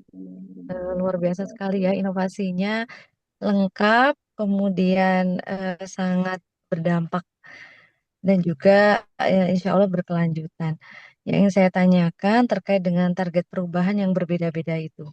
Kesulitan apa yang dihadapi dalam menentukan target yang berbeda-beda, kemudian tim itu bagaimana cara merekap pencapaian dari target perubahan yang berbeda-beda. Karena di sekolah saya saja yang targetnya sama itu kadang mengalami kesulitan ya untuk merekap target perubahan. Itu yang pertama ya. Jadi bagaimana cara menghitung begitu ya target perubahan yang berbeda-beda tersebut. Kemudian dalam menentukan target itu apakah semulus itu ataukah ada kendala? Apakah semua guru itu bisa langsung memahami, kemudian ketika ada kesulitan gitu mereka harus bertanya kepada siapa gitu ya, atau berkolaborasi kepada siapa. Itu terkait dengan target perubahan. Kemudian yang kedua, di inquiry kolaboratifnya ya, luar biasa sekali. Saya lihat SMP Negeri 1 Wonosobo itu kan jumlah gurunya banyak sekali gitu ya. Nah, bagaimana bentuk inquiry kolaboratif yang terbuka begitu ya, sehingga pastilah terjadi perbedaan pendapat itu ya di semua lembaga kecil maupun besar itu kan pastilah gitu ya. Ada yang mendukung programnya, ada juga yang mungkin setengah-setengah gitu ya. Ada yang nggak yakin sama program ini bisa jalan nggak sih gitu ya. Itu bagaimana menyatukan sehingga semuanya bisa berjalan harmonis gitu. Dan yang ketiga di tim ya, tim sendiri kesulitan apa yang dihadapi agar inovasi ini tetap berkelanjutan ya, tidak hanya mau ada lomba mungkin ya, atau kadang-kadang namanya inovasi itu kadang semangat di awal gitu ya. Kemudian kadang ada rasa bosan meneruskan atau satu persatu tim itu berguguran, capek lah, Bu Laila saya mundur lah, Bu Laila aja yang lanjut. Nah, kadang juga ada gitu ya di tengah perjalanan inovasi itu ada yang seperti itu. Nah, bagaimana mengatasi hal-hal tersebut agar tetap berjalan beriringan, bahkan kalau bisa inovasi ini terus berlanjut. Dan yang keempat tadi terkait dengan PPKS untuk yang non-Muslim, mohon maaf mungkin tidak dijadikan satu tabelnya ya, karena eh, kalau dia dikatakan belum mencapai target itu tidak adil ya, karena eh, itu tidak dimasukkan ya, mungkin dibagi menjadi dua gitu ya. Jadi disepakati di awal target untuk yang non muslim bisa berkoordinasi dengan guru yang non muslim seperti apa targetnya, sehingga mungkin akan ada dua tabel yang seimbang gitu ya, untuk yang muslim seperti apa hasilnya dan yang non muslim seperti apa hasilnya. Mungkin yang keempat itu sarannya. Terima kasih Bu Laila. Assalamualaikum warahmatullahi wabarakatuh. Waalaikumsalam warahmatullahi wabarakatuh. Waalaikumsalam warahmatullahi wabarakatuh. Ini pertanyaan dari Bu Puji, walaupun dari satu orang, tapi kayaknya udah mewakili 4 orang ini, Bu. Banyak sekali. Maaf ya. Siap, siap, siap. Nggih, maksud apa? Super sekali pertanyaannya. Monggo langsung dijawab saja, Bu Laila. Siap, siap. Yang pertama tentang target yang perubahan yang berbeda-beda, bagaimana merekapnya? Target yang dibuat dari setiap guru itu tadi di slide berapa ya? Ada 3, yaitu dia belum tercapai, atau dia sudah tercapai, atau dia dalam kategori mahir begitu. Ini sama dengan kata-kata yang digunakan pada saat kita menuliskan di dalam rapot. Mana ya tadi? Oh, tidak tak tunjukkan, tidak apa-apa daripada mencari kesulitan. Ini tentang target perubahan yang berbeda-beda dari setiap guru, itu pada saat awal dia merancang, rancangan dari setiap guru itu sudah dilaporkan ke tim, dan itu sudah sepengetahuan kepala sekolah. Tadi saya memberikan contoh, misalkan untuk KIR, kalau dia belum berhasil menulis untuk membuat sebuah laporan sampai selesai, berarti belum tercapai. Tapi kalau dia sudah berhasil menulis, entah seperti apapun tulisannya, berarti itu tercapai. Tapi kalau dia sudah bisa mewakili lomba, entah itu menang atau tidak, berarti sudah kategori mahir. Contohnya misalkan seperti itu. Lah bagaimana kita merekap dari 37 guru yang ada di sekolah kami, ada 37 guru, itu guru PNS maupun non PNS, jumlah totalnya segitu. 37 guru itu bagaimana kok terus kemudian bisa terekap dengan baik, yaitu dengan melaporkannya di Google Form saja cukup itu. Nanti yang tercapai berapa orang, yang belum tercapai berapa orang, yang mahir berapa orang untuk ekskul, misalkan ekskul pencak silat, misalkan untuk ekskul apalah. Dari semua ekskul itu nanti akan terlaporkan. Nah, contohnya di tabel tadi sudah kami tunjukkan. Lah, tabel itu dari mana? Dia munculnya dari, kalau misalkan ini kebetulan yang di slide itu dari intrakurikuler, maka data itu ngumpulnya di standar proses. Misalkan di bagian PAI sebelum sebelum ada otot kuat seperti apa, setelah ada otot kuat seperti apa. Nah, itu datanya ada. Terus kemudian kalau kita lihatnya dari tiga ranah, yaitu belum tercapai, tercapai, atau melampaui batas, atau bukan melampaui batas, ataupun melampaui target, begitu, atau istilahnya namanya mahir itu juga dari pelaporan dari masing-masing individu guru. Lah, dari masing-masing individu guru tersebut, kemudian menjadi sebuah kumpulan data. Lah, kalau kumpulan data secara umum dari intra, ko maupun ekstra, itu yang bekerja adalah tim. Tim yang mana? Tim yang memang sudah didahului oleh kepala sekolah dan diberikan mandat oleh kepala sekolah untuk menangani kegiatan ini, yaitu kegiatan program otot kuat. Lah, apakah ini nanti akan kegiatannya berkelanjutan kalau misalkan saya pindah, misalkan karena saya kebetulan guru Kemenak, waktu diminta Kemenak untuk pulang, ya saya pulang, begitu kan. Apakah kegiatan ini akan bubar? Tidak, karena kegiatan ini dia milik bersama. Contohnya, kalau di sekolah kami, jadi setiap inovasi itu terjaga dengan baik. Contohnya dulu ada kegiatan namanya Kol Segar. Apakah Kol Segar sampai sekarang ada? Ada. Itu dulu muncul pada saat kepemimpinan Bu Sri Puji Astuti. Nah, Bu Sri Puji Astuti pindah ke SMP 1 Selomerto. Apakah kegiatan itu terus bubar? Tidak. Pak Kuat sebagai kepala sekolah berikutnya itu melanjutkan kegiatan tersebut. Jadi kalau misalkan besok sebentar lagi Putri Hasuti Purna, apakah kegiatan ini bubar? Tidak. Makanya pentingnya sebuah inovasi itu dalam bentuk tim seperti itu.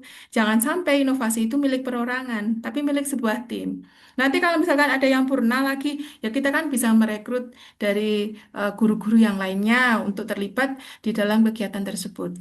Kalau kita di sekolah kan sebenarnya bisa melihat siapa sih yang koberan. Nah, salah satu eh, apa namanya penopang kegiatan itu bisa maju adalah mencari orang yang memang benar-benar peduli dengan kegiatan yang ada di sekolah. Nah, itu supaya kegiatannya tetap berkelanjutan. Terus kemudian tadi pertanyaan pertama sudah, pertanyaan ketiga sudah, inquiry kolaboratif terbuka. Nah, inquiry kolaboratif terbuka itu kita lakukan pada saat ada evaluasi kegiatan. Contohnya, misalkan besok ada lomba pramuka, yang mau melatih siapa? Loh, kita kan punya alumni yang sekarang ada di Humas Jateng, bagaimana kalau kita undang dia? Nah, kebetulan itu adalah murid di SMA 1 Wonosobo. Kita undang dia, kita hadirkan di sekolah. Sebagai apa? Bisa sebagai mentor, bisa sekaligus sebagai motivator, bisa sekaligus kolaborator. Nah, itu kan nol biaya. Anak yang dihadirkan merasa dihargai sebagai seorang alumni, terus kemudian sekolah juga diuntungkan karena anak-anak itu mendapatkan motivasi yang tidak usah jauh-jauh, tapi dari kakak kelasnya sendiri. Terus kemudian adik kelasnya juga termotivasi, kalau saya sungguh-sungguh ikut kegiatan pramuka, nanti saya bisa berkontribusi untuk sekolah saya kayak kakak kelas itu ya, begitu. Nah, jadi saling menguntungkan pada saat kita apa namanya rapat bersama menentukan siapa yang mau kita ajak untuk berkolaborasi. Contohnya lagi pada kegiatan tadi sudah saya sampaikan kegiatan Ramadan itu. Apakah semuanya itu harus guru agama yang handle? Tidak bisa, guru agama cuma 3 orang. Sementara kegiatannya serentak 24 kelas. Bahkan dipisah putra sendiri, putri sendiri begitu. Nah, bagaimana kita berkolaborasi? Coba dah kita sowan ke KUA dengan membawa selembar surat sakti dari kepala sekolah. Kita bawa ke sana, kita kulon nuwun kepada kepala KUA-nya. Bisa kita ajak. Ini yang berada di wilayah kota, penyuluh agama di wilayah kota itu sangat welcome sekali kalau memang Bapak Ibu membutuhkan. Yang penting ada surat resmi aja dari kepala sekolah untuk mengajak beliau apa namanya berkolaborasi dengan Bapak Ibu semua. Beliau dapat Dabin, daerah binaan, karena itu memang tugas dari penyuluh agama.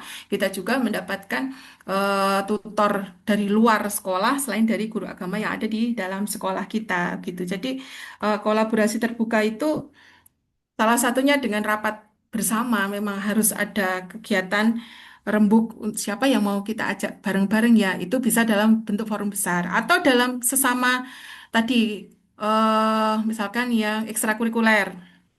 Ini mau ngajak siapa? Oh, ngajak Mas Galih saja tadi yang ada di dalam video. Ngajak Mas Galih, siapa sih Mas Galih? Oh, itu dalang cilik yang dulu sekolah di SMP kita, dia pintar karawitan. Lah, karawitannya minta tolong ke itu saja begitu. Walaupun kita menghargai secara profesional, tapi keterikatan karena yang bersangkutan itu adalah alumni itu akan menjadi semakin membuat anak-anak itu greget untuk mengikuti kegiatan itu dengan sebaik-baiknya. Contohnya seperti itu.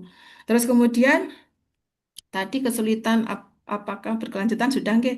Terus kemudian untuk PPKS non Muslim dibuat tabel tersendiri. Oh ya, insya Allah. Ini bukan berarti tadi yang 12 yang golongan tadi yang warna apa tadi itu sedikit tadi itu dianggap gagal itu tidak. Cuman tadi kita masukkan ke bagian target belum tercapai dikarenakan memang belum ada alat ukurnya begitu, bukan berarti yang bersangkutan tidak mencapai, tapi masukan untuk dibuat tabel tersendiri insya Allah kami lakukan. Kalau dibuat Islam sendiri, Hindu sendiri, Buddha sendiri, waduh sulit sekali ini kan. Di sekolah kami alhamdulillah itu komplit, mau Konghucu juga ada, Hindu ada, Buddha ada, Katolik banyak, Kristen juga banyak begitu. Ini kondisi sekolah yang memang macam-macam. Bahkan aliran kepercayaan pernah ada begitu. Dan ya nanti untuk masukan dari Bu Puji Narimawati, terima kasih untuk kami buat tabel sendiri seandainya ada pelaporan terkait dengan kegiatan PPKS. Demikian, Bu Iim. Oke, terima kasih Bu Laila, Bu Puji Narimawati sudah puas ya dengan jawaban dari Bu Laila, Ya insya Bu, Allah. sudah. Terima kasih Bu Laila. Oke, terima kasih Bu Puji. Nah, itu seniornya saya loh. Oh, gitu, gitu. Makanya kok sama hebatnya kayaknya ini pertanyaannya gitu ya. Aduh, saya mau jauh. Ini sudah jam 21 lebih 7 menit, Bapak Ibu semuanya. Eh, masih ada yang mau ditanyakan apa tidak? Kalau misalnya tidak ada, yang rahasia juga tidak ada kayaknya. Tadi dari Ibu Puji saja kayaknya sudah mewakili teman-teman semua. Eh, karena waktunya sudah pukul 21 mungkin bisa closing Bu. Bu Laila. Oke. Bentar ini malah slide saya melayu-melayu kemana-mana. Ini yang tampak di slide apa, Bu? Tidak ada. Tidak ada apa-apa. Saya tok Iya. ya. Kalau saya tok ya ada apa-apa. Terima kasih. Oke, Bapak Iya, Ibu semua, eh, intinya dari apa yang kami share tadi bahwa setiap perubahan sekecil apapun di dalam suatu yayasan, di dalam suatu lembaga, di dalam sekolah, asalkan kemudian eh, perubahan yang dibuat oleh semua guru tersebut dilakukan secara bersamaan, walaupun mungkin kontribusinya tidak seberapa menurut saya, tidak seberapa menurut Bu Iim, tidak seberapa menurut Bu Juju, tidak seberapa menurut Pak Catur, menurut Bu Pujinari Mawati, tidak seberapa tapi banyak. Akhirnya perubahan kecil tersebut akan menjadi sebuah perubahan besar. Nah, maka tugas kita bersama adalah bagaimana kita membuat perubahan pada diri kita untuk kita benar-benar bisa mendharma baktikan diri kita karena kita memilih jalan hidup untuk menjadi guru, ya bagaimana kita menjadi seorang guru yang baik. Walaupun mungkin banyak yang lebih baik dari kita, tapi minimal kita berusaha untuk menjadi lebih baik dari sebelumnya. Nah, kalau itu dilakukan oleh semua guru, maka insya Allah perubahan besar di dunia pendidikan itu benar-benar akan terwujud. Jadi tidak usah menunggu orang lain berubah, kita saja dulu yang berubah. Kalau semuanya tersadarkan untuk membuat sebuah perubahan, setiap orang punya satu target, maka target besar yang ada di dalam PR bersama tadi akan bisa kita capai. Kemudian inovasi yang ada itu bersifat mutlak. Bagaimana caranya? Yaitu dengan kita melihat ketimpangan yang ada di depan kita. Nah, ada masalah apa? Kudune ngono kok ngene. Nah, maka kita mencari solusi supaya kondisinya menjadi lebih baik. Itulah yang disebut dengan sebuah inovasi. Tidak harus hal yang baru, inovasi itu menambahkan sesuatu dari hal yang lama yang sudah ada itu juga sebuah inovasi. Demikian Bapak Ibu, banyak salah dari saya, banyak kurang dari saya, mohon untuk dimaafkan. Semoga eh, pertemuan kita pada malam hari ini membawa manfaat entah seberapa untuk kita semua memantapkan diri pada jalur menjadi seorang guru. Demikian, terima kasih. Mohon maaf untuk materi, nanti saya sampaikan kepada Bu Cucu untuk bisa di-share ke Bapak Ibu semua. Matur nuwun. Assalamualaikum warahmatullahi wabarakatuh. Waalaikumsalam Baik. warahmatullahi Waalaikumsalam wabarakatuh. Terima warahmatullahi kasih, Ibu. wabarakatuh. Terima kasih Ibu Laila atas pemaparannya malam ini, semoga bermanfaat untuk kita semua, juga kepada Ibu yang sudah memberikan eh, banyak masukan ya. Semoga ini jadi kebaikan, jadi amal panjenengan, tambah sehat, lancar rezeki, mendapatkan putra-putri yang solih dan solihah. Sepertinya tadi bahwa perubahan besar itu dimulai dari perubahan kecil gitu ya Bu ya. Jadi tidak bisa kita meremehkan adanya perubahan yang kecil. Apabila dilakukan secara bersama-sama itu akan menjadi perubahan yang besar, seperti itu. Sepertinya yang saya tangkap. Terima kasih ilmu yang sudah diberikan dari saya sebagai moderator. Apabila dalam membersamai Bapak Ibu semuanya, Bu Laila terutama, kalau ada kekurangan, saya mohon maaf yang sebesar-besarnya. Dari saya, Assalamualaikum warahmatullahi wabarakatuh. Saya kembalikan kepada Bu Cucu. Ya. Waalaikumsalam warahmatullahi wabarakatuh. Masya Allah, luar biasa ya Bu Laila. Tadi mendengar pemaparannya itu pikirannya udah kemana-mana gitu ya Bu. Berarti ini mau tak gabungkan sama ini, oh berarti mau ini gitu, tapi nggak tahu nanti yang dieksekusi itu yang mana. Karena banyak sekali di ini ya di sini, dan tapi sayang sekali Bu, tadi di tengah-tengah dari awal itu sudah keras, cuman di tengah-tengah kok semakin kecil. Saya otak-atik punya saya gitu. Oh, apa mungkin punya saya yang bermasalah gitu. Ternyata banyak sekali yang japri saya, Bu, itu kecil sekali apa cuma punya saya. Oh, berarti bukan dari pribadi, dan saya mohon maaf tadi saya salah.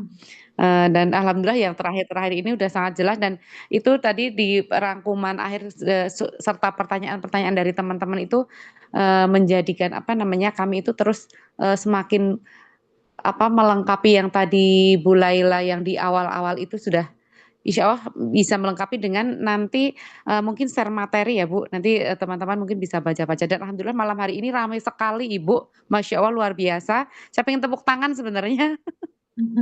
Ramai sekali malam hari ini, dan sampai malam teman-teman juga masih full ini, masih powerful.